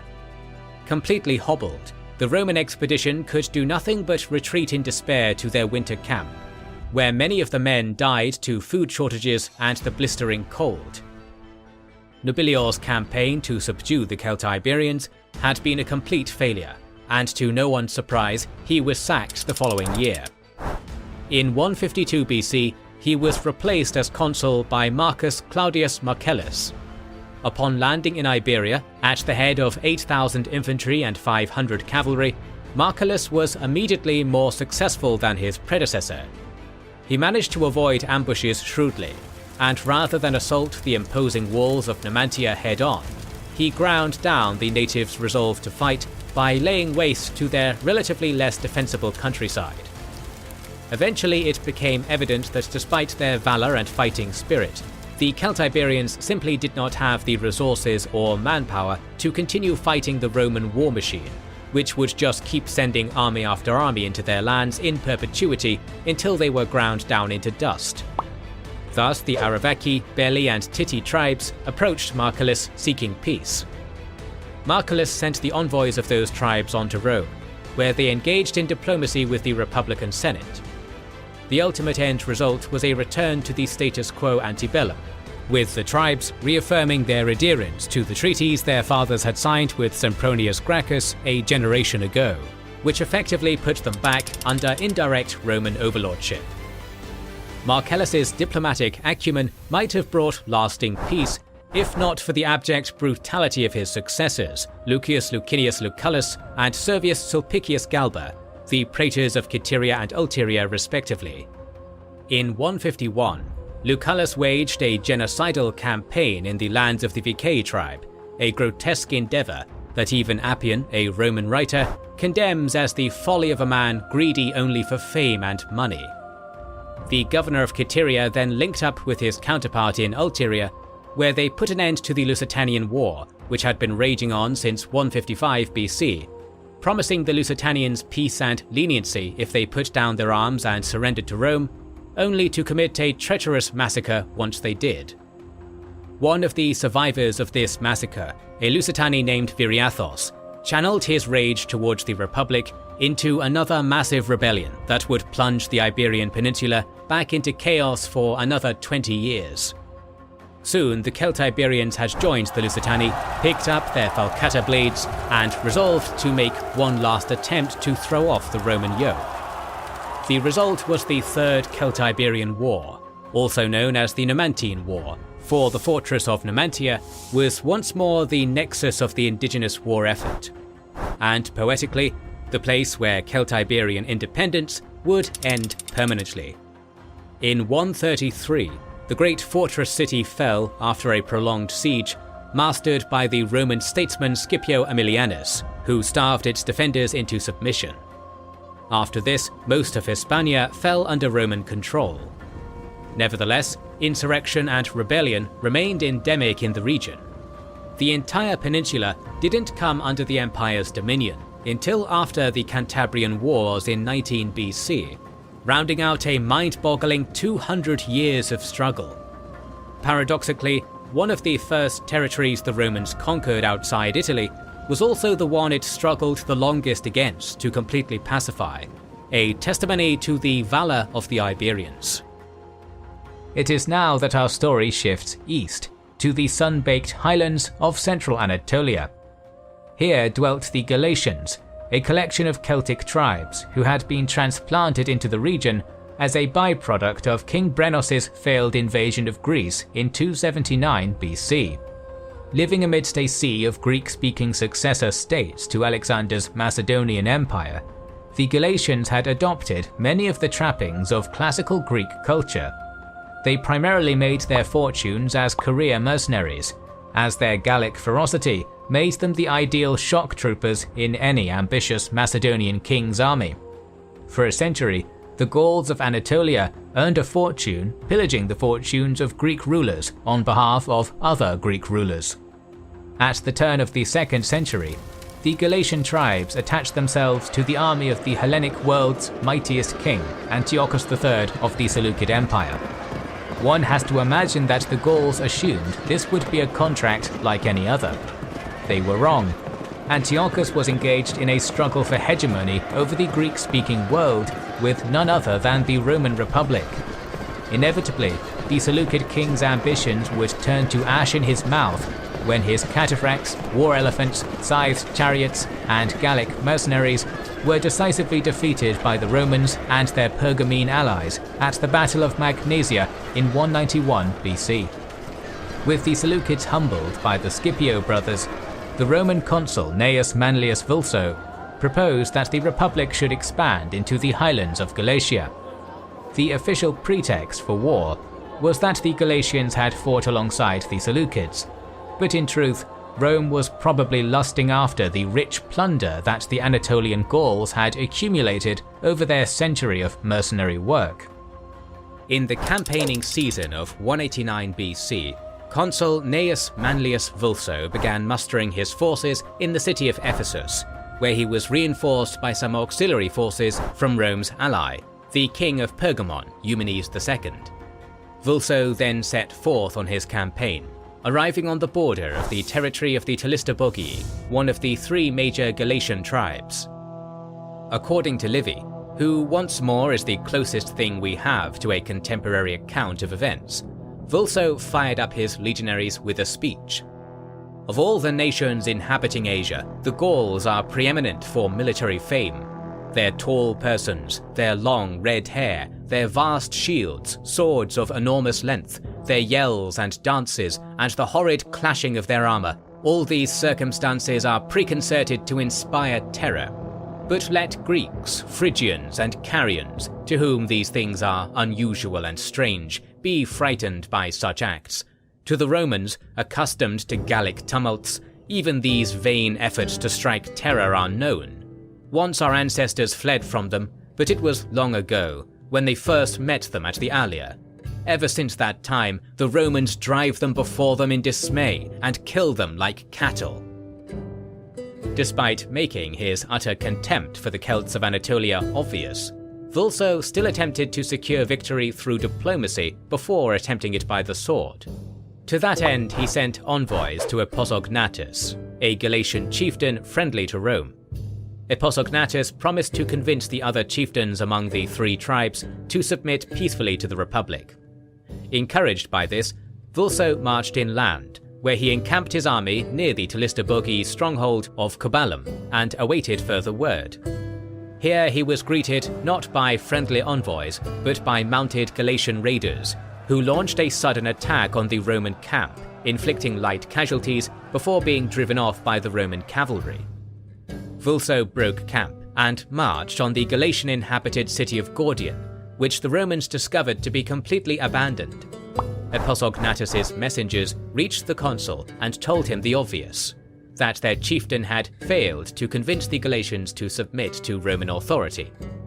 Furthermore, they reported that the vast bulk of the Talistobogi and Trogmi, under the leadership of one Chief Ortiagon, had retreated to the mountain of Bithynian Olympus, where over 50,000 warriors, alongside their women and children, had entrenched themselves. Meanwhile, the Tectosagis had retreated to Mount Magaba, adopting a similar defensive strategy. When Vulso's army reached the foot of Bithynian Olympus, they discovered that the Talistobogi and Trogmi had encamped themselves at the summit of the mountain, where they had dug a ditch and erected defensive works around their position. They hoped that by forcing the Romans to climb the steep and freezing slopes of the mountain, they would exhaust their foe and make them easier to repel. Vulso pitched camp 5 miles away from the mountain, then instructed his men to prepare many missile weapons, including javelins, arrows, balls of lead, and stones. The consul then mustered his cavalry and personally led 2 scouting missions up the slopes. On the first sortie, they were accosted and driven back by a vanguard of Gallic horsemen. On the second, Vulso was able to successfully reconnoitre, discovering that there were 3 viable ways to march his army up the mountain. One at the middle of the mountain, where the ground was earthy, and 2 others, both very difficult, one on the southeast and the other on the northwest. After making the appropriate divinations and sacrifices, Vulso launched his attack, directing his army into 3 divisions. The consul personally led the greatest part of his forces and marched up where the mountain afforded the easiest ascent.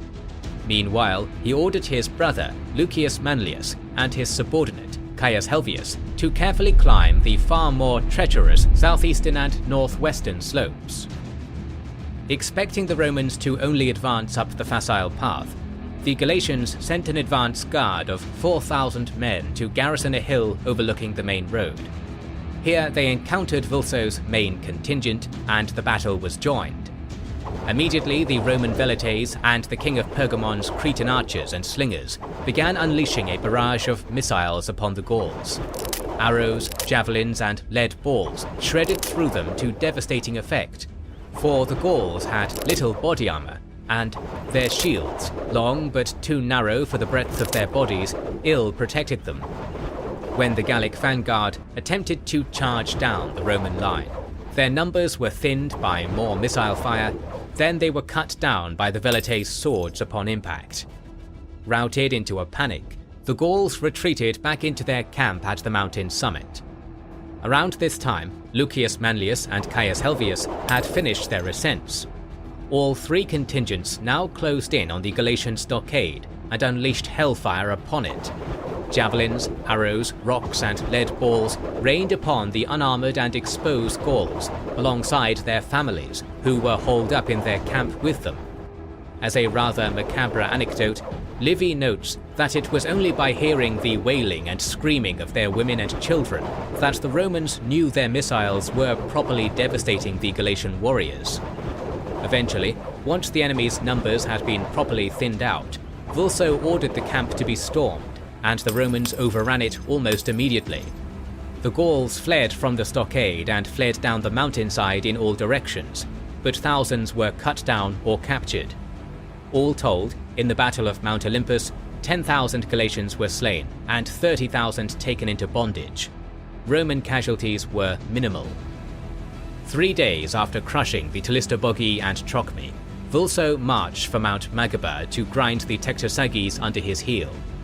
The Tectosagis sent envoys to the consul, offering peace and submission, but this proved to be a ploy to make him lower his guard, ambushing him with a large force of their cavalry while he was proceeding to a diplomatic parley. Vulso only managed to avoid being captured by the skin of his teeth, with a contingent of Roman foragers fighting off the Gallic horsemen.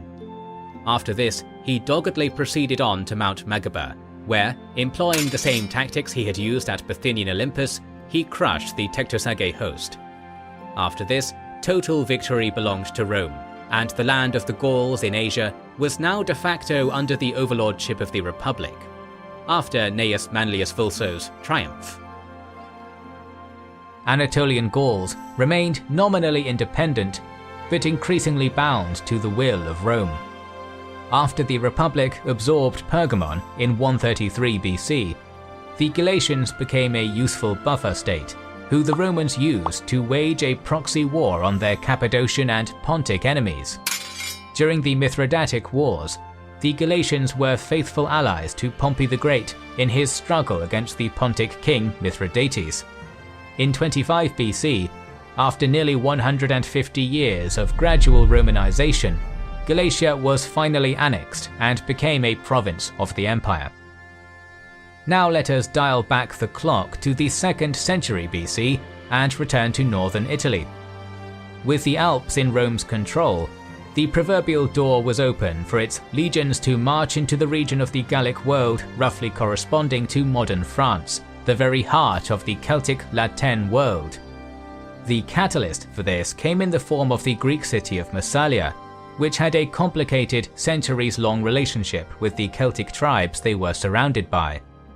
By the 2nd century BC, they had also become close allies and trading partners with the rising star that was Rome. So in 154 BC, when the Gallic Saluvii tribe threatened to invade them, the Greeks called for the Romans to help.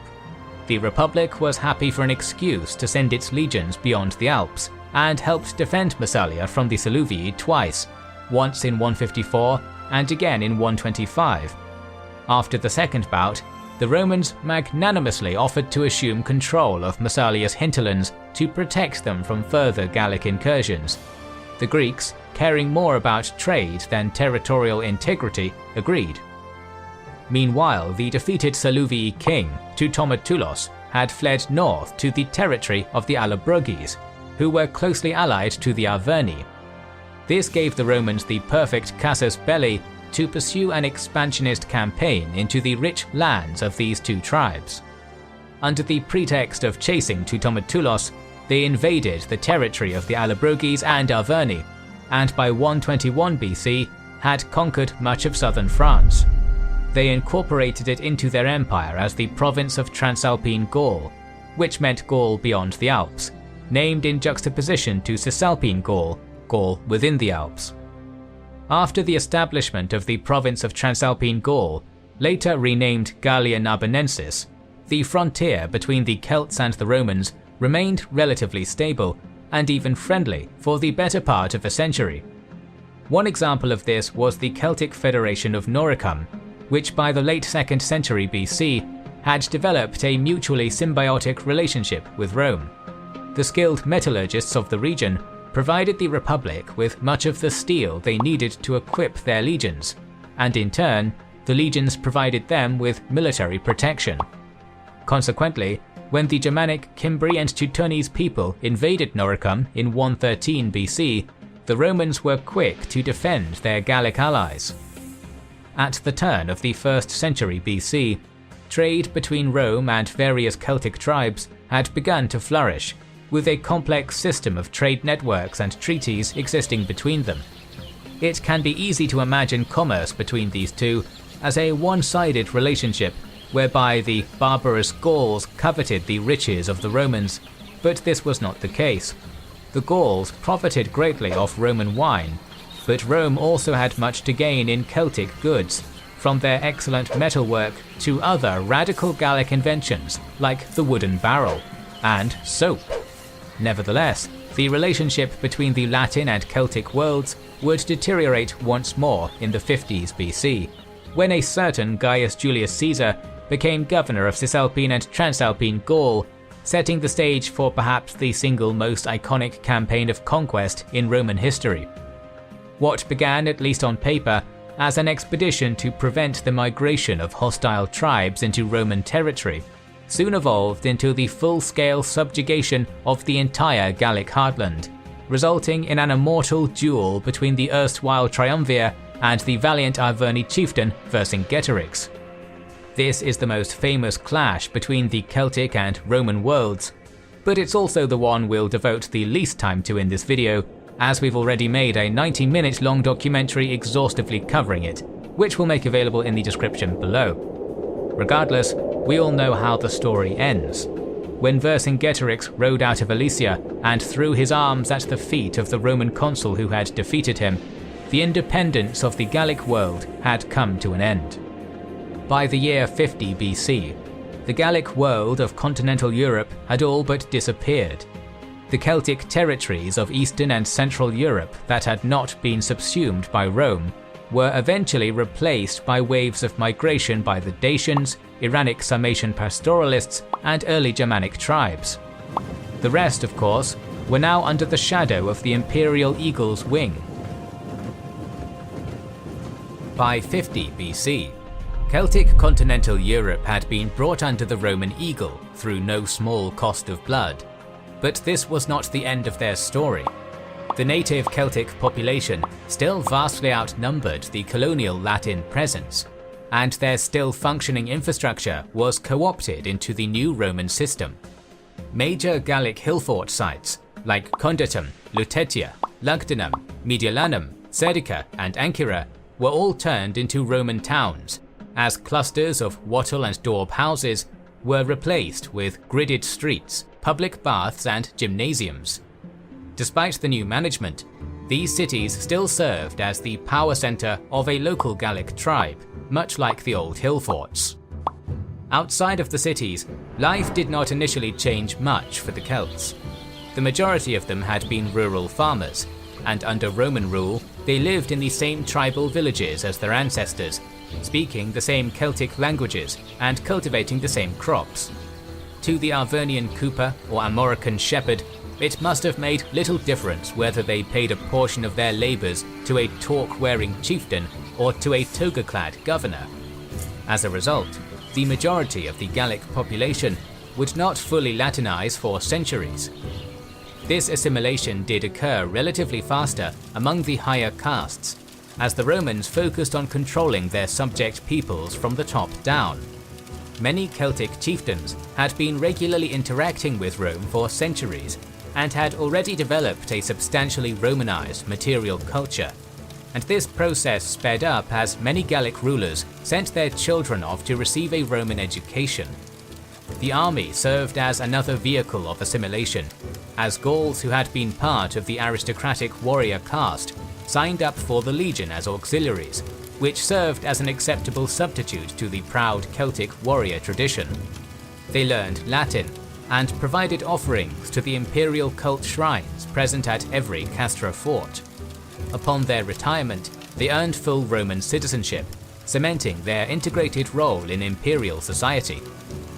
Apart from the mandatory observance of the aforementioned imperial cult, which held the Roman emperors as divine beings to be revered, subject peoples were otherwise free to worship whatever deities they wished, resulting in Celtic polytheism surviving well into the imperial era.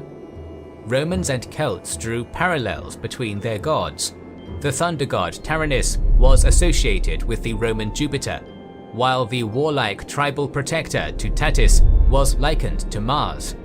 Some Celtic deities even became adopted by the Roman population, such as the horse goddess Epona, who became the patron of equestrians across the empire. However, there were limits to this cohabitation. The Druids, for example, were often the target of Roman persecution. Their suppression began under the reign of Emperor Tiberius and intensified under Emperor Claudius. Anti-Druidic policies were usually enacted under the pretext of ending ritual human sacrifice, but realistically, it was because the Druids threatened Roman control. Indeed, several Gallic rebellions were attributed to the seeds of discontent that Druids sowed from the shadows.